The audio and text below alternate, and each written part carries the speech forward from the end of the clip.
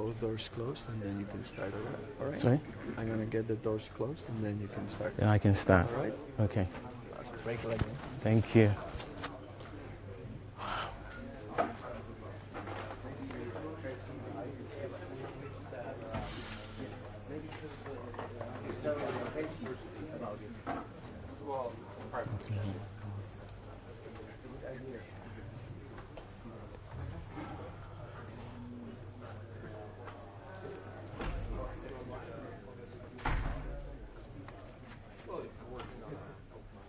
Right. Good afternoon, everyone. I bring you greetings from sunny Kent. It was snowing yesterday, and I noticed it was sunny today, because I live in Kent in the UK, South East England. Sorry? Yes, it has. I brought you sun. Right. Just before I get started, could you bear with me for a second? I actually wanted to dedicate this presentation to a classmate of mine who passed away at the beginning of the week. So his name is Afam, so may his soul rest in peace. Thank you. So thank you for coming out to listen to this presentation and this talk. I hope you can all hear me. Excellent. So this presentation is basically about the work I've been doing at Ignite Realtime on a new software project called Padé. Now, Padé is a Yoruba name, and when you pronounce P in the Yoruba language, it has to sound explosively. So, for instance, a Yoruba person will go Yekpa. The P has to be explosive. So it actually means meet, or the verb of meeting. And it's basically the name of a project that we've started at Ignite Realtime. So what do we do at Ignite Realtime? XMPP, yay! So let me try something right now. A quick show of hands. How many people know about Ignite Realtime? Wonderful. How many people use Openfire? Ooh.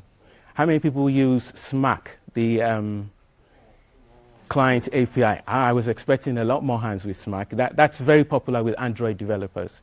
And how many people use Spark, the desktop client? Wow. Okay, I'm about to tell you about a new software project that's come out of Ignite, and it's called Padé, as I've said. Basically, it's a unified communications client. Why is it unified communications? It's basically, it combines not just XMPP, it combines SIP as well as XMPP, and even throws in email there. But I'll tell you more in a minute. So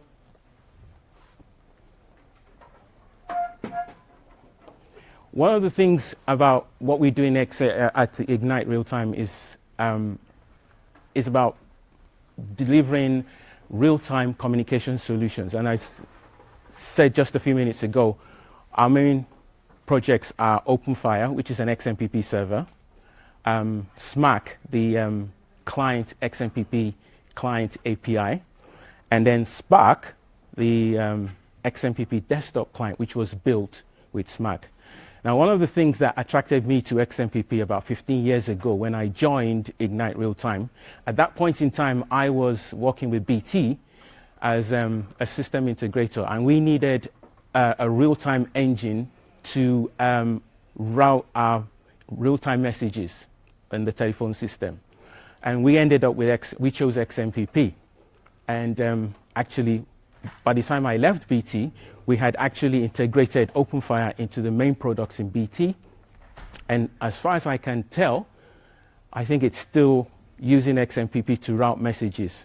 Now, this is a system that BT uses in the finance community, and many of the major banks today are still using this system. So, why am I excited about XMPP? it's the X in the XMPP. So another quick show of hands. How many people know about the program called X Factor on TV? Really? Wow, it's very popular in the UK. Yeah. So I think XMPP has got the X factor. Do you know why? Because it's got that X. And that X is not just about being extensible. I think it's exotic. I think it's explosive.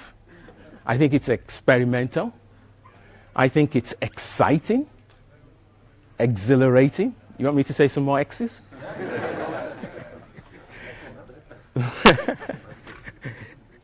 And it's that X part that really attracted me, because it meant we could do a lot more than just the basic messaging and presence.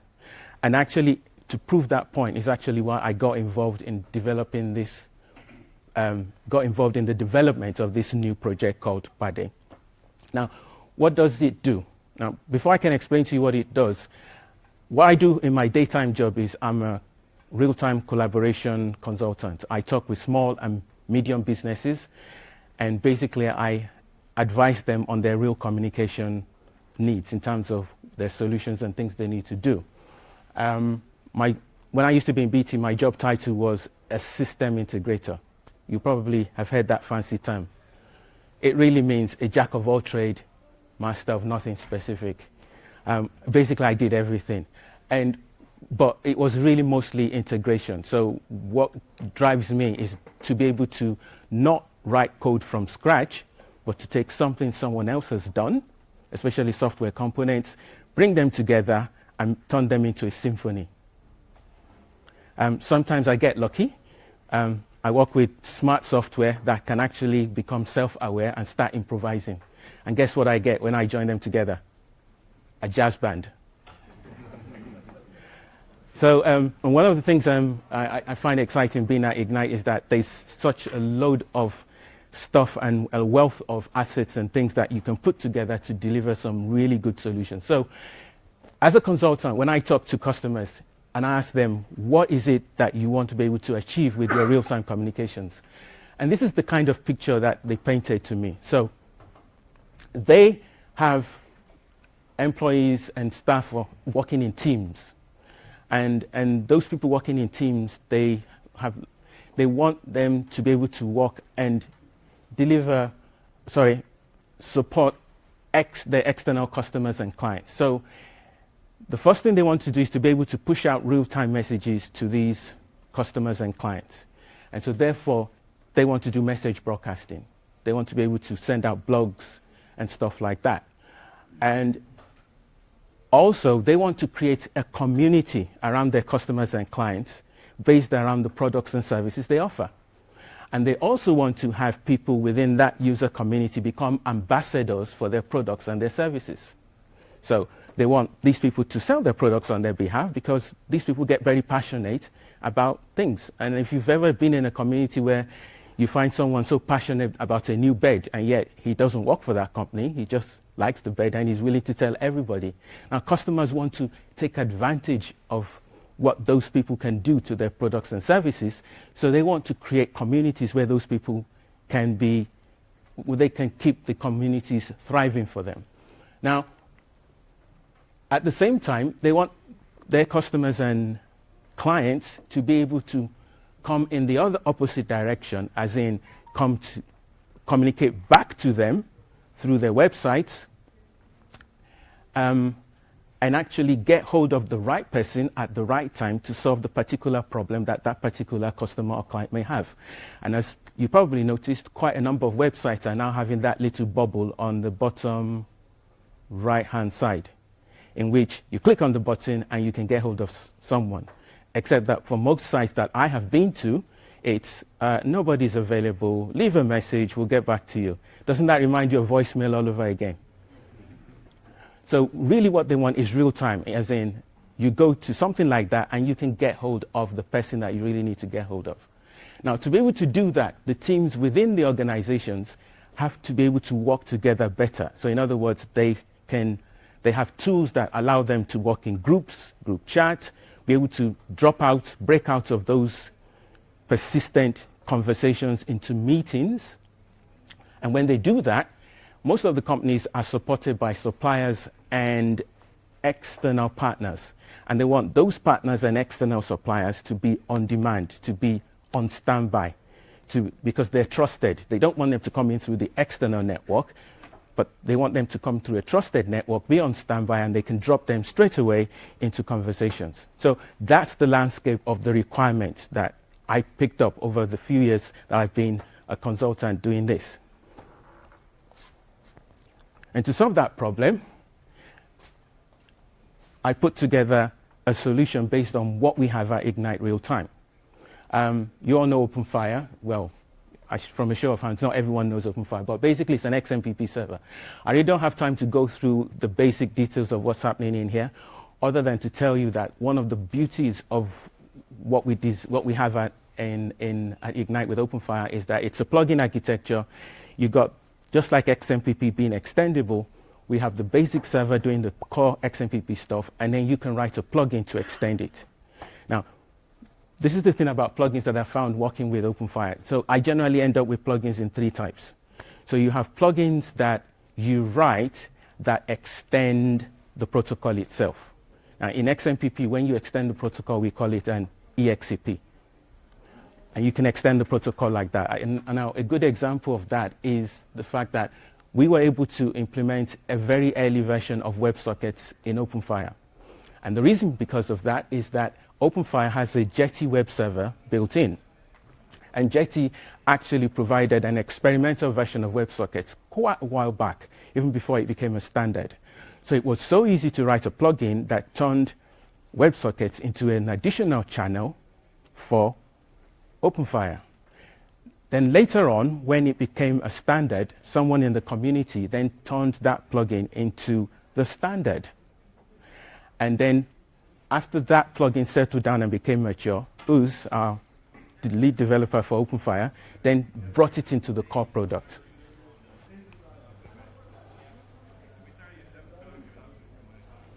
Right, so that brings me to the front end. So in doing the front end, I actually, it's an interesting story that I went through in order to do the front end. I told you that we have SMAC, the client library, and we have SPAC, the desktop client. So when I started out trying to build Padé, the client, I knew I had to do 2 things. One, I wanted the user experience to be like what people were used to with SPAC, in order to meet the requirements I had shown you earlier on. And then 2, I needed the front end to be very modern. It had to be HTML. So my first reaction was, okay, we'll build the client reusing all the stuff from SMAC, all the stuff from SPAC, but we'll give it an HTML front end. And then I came across an interesting project called JX Browser, but unfortunately I couldn't go far and do anything with that. I'll come to that in a minute. So I couldn't do anything much with that. So the next thing I thought was, okay, there was a project called CEF, and that's Chrome Embedded Framework. Has anyone used that? Where you take Chrome and embed, oh, there you go. You take Chrome and you embed it into your own apps.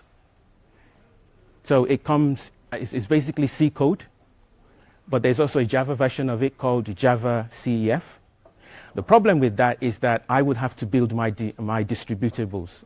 And I will have to build it for Linux, I have to build it for PCs, for Windows, and I have to build it for Mac. So again, not a good solution.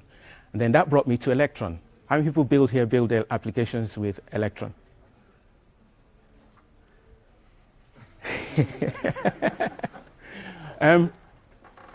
The problem of the runtime libraries, the Electron runtime, was solved with Electron because you can just pick them up and put it into your build. But I still had the problem that I would have to write all the business logic all over again. I won't be able to take advantage of the code I wanted to reuse from SMAC and SPAC. In the end, I ended up with using a Chrome extension. Now, how many people have here developed with Chrome extensions or browser extensions? Because it's now a standard. When I started out, it was just called Chrome extensions because it was only Google doing it. But now it's now become a standard. How many people have? Well, I bet you don't know that they behave like desktop applications. Okay? They actually treat Chrome like a runtime engine. So you can write your Chrome extension, it starts up automatically like a desktop application when you start your operating system. Two, it runs in a very privileged mode. It's not like a regular web page. It has super privileges, and it's more secure. So you don't have the problem of cross-domain contamination that you have with web pages. You've got, I do music, for example, so you have access to MIDI and stuff like that. And so I developed Padé using that. I'm sure you know what you want to see what it looks like, don't you? Yeah. I haven't got time to show you a demo, and I haven't got time to go through all the features, so that's why I put that up there. But I'll try and quickly go through 4 features identified. So this is what it looks like. JC was very gracious to mention that it uses Converse. So as far as the messaging side of things are, I've integrated Converse in there. And it's not just dropping it in. Converse and Jitsi Meet and the SIP client are all homed in on the same user. So back in Openfire, there was an Openfire plugin that does the mapping between the SIP identity and the XMPP identity. So it's the same user identity that you use in Converse that you also use in Jitsi Meet. And then that you also use in the SIP client. And then you have, so that's Jitsi Meet down there, and then you have a SIP phone. So in a corporate environment, that means you can take all your phone calls using that as your front end. That's why it's a unified client. It also means you can do all your messaging, chat, group chat, and then broadcasts. So how many people use WhatsApp here? So in WhatsApp, you use your normal chat, yes? You do group chat. How many use the broadcast part of it? Now, it's very popular in business, in the finance community. Basically, you send out one message to a group, but what comes back are individual replies. They use it a lot in business. And then the nice thing I'm very happy about, and this is the glue part, that's the part that I really do, is that I put a configuration app in there. So which means all the parameters in Jitsi Meet that you have to normally code in the config, all the parameters in Converse.js that you have to code into your config are now visible, just like in Openfire. You've got a web interface in front of all those parameters, and you can change them right there on the client. So what does the Padé version of Converse look like? It's the same thing, isn't it? Basically, it looks like that, but this is the exciting part. On the surface, it looks like that, but because of what JC Brand did with Converse, giving it the plugin architecture means we can extend it. And one of the things I've done in Padé is to write loads of plugins that extend it. So you've got plugins that extend the / commands. So you've got / commands. You can start Jitsi Meet with a / command. You can search for people. You can use the full text search. Openfire has a loosened full text search engine. You can search for words, keywords like that, and it pops it up. Okay, so let me go through my 4 use cases for you. I wanted to show you. The first one is auto-registration. So I'm involved at the moment in trying to create a community for the Yoruba people. So I've created a version of Padé. Now, the nice thing about Padé is that it's generic and it's brandable. You can just take it, brand it, change the logos, change everything so easily, and create your own version of it. You can take all the config parameters, take out what you need, add what you need. So that's a customized version for this community. It doesn't have any connection details. That's because the server name, the domain name and all that is baked into the app. You just go to the web store, install it, and all you do is enter your name. But the one thing I wanted it to have is auto-registration. Now, normal XMPP registration suffers a lot from spamming, and that's because we can't verify the identity of the person at the other end. And the solution to that is to use email. Now, because Padé has an email built in other words, your identity,